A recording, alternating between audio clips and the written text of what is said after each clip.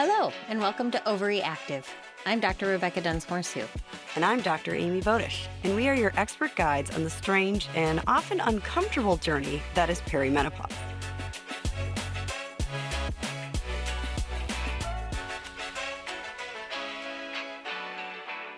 I'm Dr. Amy Voedisch, and I'm going to just go by Amy in this podcast. I think we all need to be on a first name basis at this point, getting into this topic.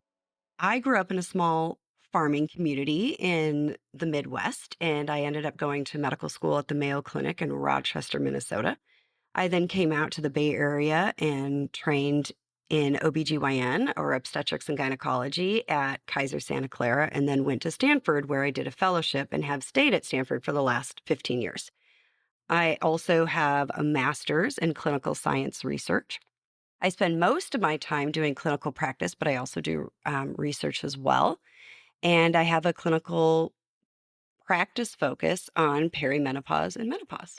And I'm Dr. Rebecca Dunsmoor-Su. I grew up in Los Angeles, went to the East Coast to Philadelphia for college, where I got a very useful degree in archaeology and physical anthropology. Then decided to go to medical school. Eventually went to the University of Pennsylvania, where I did medical school, my master's degree in clinical epidemiology, which is also a research-focused degree, and my residency at the hospital of the University of Pennsylvania, and then decided I wanted to be back on the West Coast. So I moved out to Seattle, Washington, did many years as faculty at the University of Washington, transitioned over to a more menopause-focused practice at Swedish Medical Center in Seattle, and since then have left to run a large national telemedicine company for menopause. And part of my time, I actually am medical director at a clinical research center. So that's where I am. So for those of us who maybe have tuned out a little bit with all of Rebecca's amazing credentials, because it's a very long and fabulous list, tell me, Rebecca, why you focus on menopause. I remember the day that they released the press release about the Women's Health Initiative, and all hell broke loose. I was sitting in my residency clinic with one of my favorite attendings who is a menopause specialist. And she took one look at that and just went, oh, holy hell no. We spent a lot of time talking about why this didn't make sense and how the press release should never precede the paper, and nobody had a chance to look at the data. And I realized that women's health gets sensationalized, and menopause especially, but we didn't really have the backup to really go through it and understand what was going on. And when the paper did come out, we all looked at it and said, there's so many problems here. Like, we can't change practice based on this, yet the entire country and really our entire specialty changed practice on it. Really overnight. Really overnight. And we were all stuck with a ton of women who were miserable. And as I was going out into my career, I've always been fascinated by hormones. They're just interesting. You know, how they function in the body fascinates me. And I was seeing, especially on the West Coast, sort of this influx of practitioners telling women that they would listen and they would treat them with things that weren't safe. And I decided that I needed to make this sort of the thing that I did and really do wonderful, safe care for women. Well, thank you. How about you, Amy? What was your turning point where you said, oh, perimenopause and menopause are my thing? Well, it was actually quite selfish. Several things. Number one, I could see myself getting older. And as I was seeing patients in my clinic, I was like, I am not far off from that. And unbeknownst to, I think, a lot of people out there, we do not have robust training in perimenopause and menopause in our residencies. We really don't. And I practiced in an area where I was seeing a lot of women who are over the age of 40, and they wanted to come in, they wanted to talk about their hormones, they wanted to talk about their perimenopausal changes and their perimenopausal symptoms, their menopausal symptoms. And I dreaded these appointments because I didn't know what to say. I had no idea what to say. I was kind of like, oh God, please. And so I think we would both get through these visits and be so unsatisfied. And I didn't become a doctor to just get through visits. I became a doctor because I wanted to make people's lives better, and I wasn't doing that. And so I was failing my patients. So I said to myself, you either deep dive into this, basically do your own fellowship in menopause, or you stop practicing medicine, which obviously I wasn't going to do.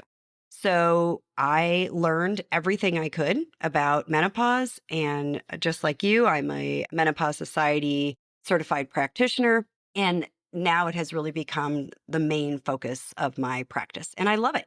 I absolutely love it. And it brings me so much joy. Well, I think it's one of the few areas of medicine where we can actually, with pretty simple tools, make women feel so much better and so quickly. Right. It's actually not rocket science. But if you don't have that information to start with, it feels like rocket science, It right? does. And for a lot of our colleagues, actually, I think it still feels that way because of the WHI study. I remember I was on my gynecology rotation as a third year medical student when the WHI study came out. I mean, it was like a situation room at the Pentagon. I mean, the phones are ringing out the hook. Right. Dr. Andrew Green was my attending of the time, and he's running around crazy. He's like, everything's burning. It was like the world was ending. And people were just freaking out. Yeah. And we're going to have an episode where we deep dive into the Oh, God, WHI yeah. study. Oh, yeah. We've Mhm. got a lot. We have a lot to say about I that have a study. lot to say. Hmm. And I just want to say, though, it's not a bad study. It's not. No. It was badly interpreted. And we're just going to leave it at that for now. That's a Yep. whole episode. Ooh, stay tuned. Oh, yeah. So Amy and I, if you didn't know, met on Facebook, strangely enough.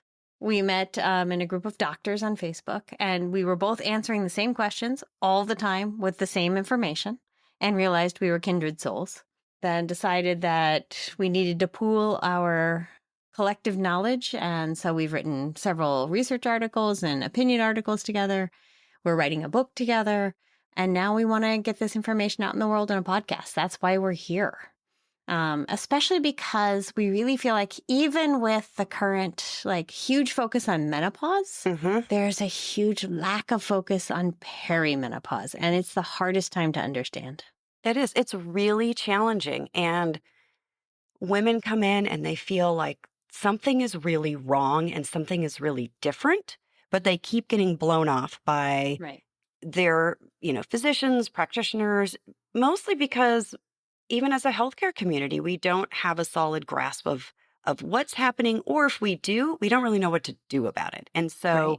patients feel really dismissed. And perimenopause can last a long time. It's like a marathon. This is not a sprint.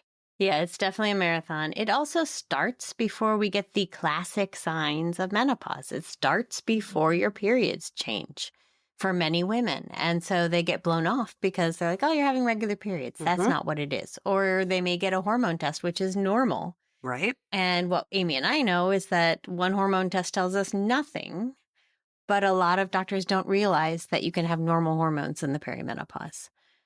So why don't we tell the folks what we're going to give them with this podcast? What sorts of things are we going to talk to them about, and how are we going to do it? I am so excited. I am just so excited for this podcast. So one of the main reasons why Rebecca and I want to do this podcast is because we have the same conversations over and over and over, but we can only see so many patients in a day, a week, a month. And so why not do this podcast and get this information out there so everybody has this information? This isn't a secret. We don't need to keep it a secret. We want to share it with as many people as possible. And, we believe in evidence-based medical advice. So we will tell you the good, the bad, the ugly, and we're not here to sell you anything. We're not peddling anything. I'm not going to give you a supplement or an herb or have you buy my, nutrition protein powder or any of those things. We just want to tell you what's out there, what the medical information and what the literature tells you. And also, we're going to be really honest and let you know where we're lacking, where there's going to be a time where we just don't know. We don't know the answer, or research is still coming, or there's no research that we know of that's going on in that area, but that would be a really great thing to find out. Yeah.